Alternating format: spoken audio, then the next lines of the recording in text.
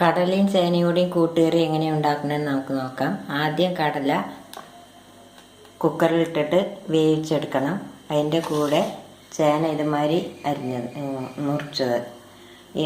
കടല വേവിച്ചതിന് ശേഷം ചേന കൂടി അതിലിട്ടിട്ട് നമുക്ക് വേവിക്കണം. എന്നിട്ട് അതിൽ വേണ്ട സാധനങ്ങൾ ഉപ്പ്, മഞ്ഞൾപ്പൊടി,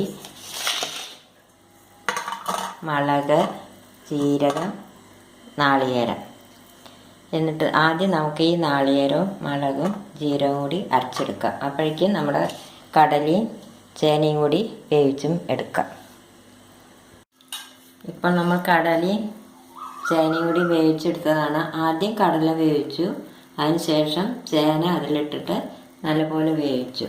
എന്നിട്ട് അത് നമ്മളൊന്ന് ഉടച്ച് ചേർക്കണം.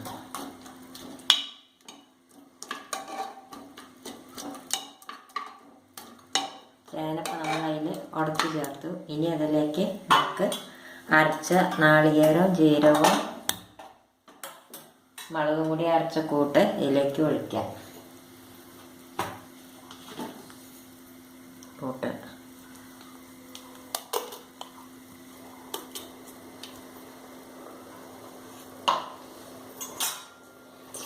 ഇനി അതൊന്ന് തിളക്കട്ടെ.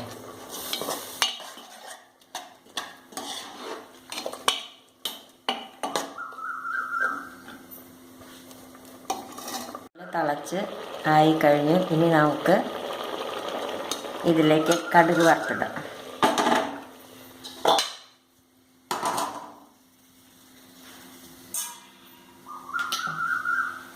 വെളിച്ചെണ്ണ ഒഴിച്ചു. പിന്നെ ഇതിലേക്ക് മുളക് ഇടുക.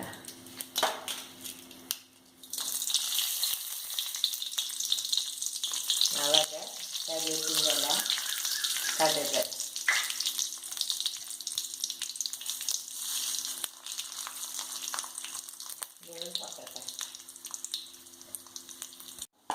അത് പൊട്ടിക്കഴിഞ്ഞ് ഇനി നമുക്ക് ഇതിലേക്ക്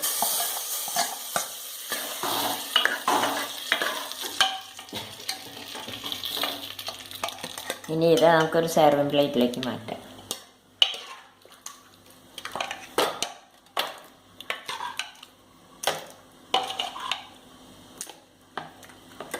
അപ്പം നമ്മുടെ കടല ചേന കൂട്ടുകറി റെഡിയായി കഴിഞ്ഞു. ഇത് നമുക്ക് ചോറിൻ്റെ കൂടെ സൈഡ് ഡിഷായിട്ടും ചോറിലും കൂട്ടിയിട്ടും കഴിക്കാവുന്നതാണ്.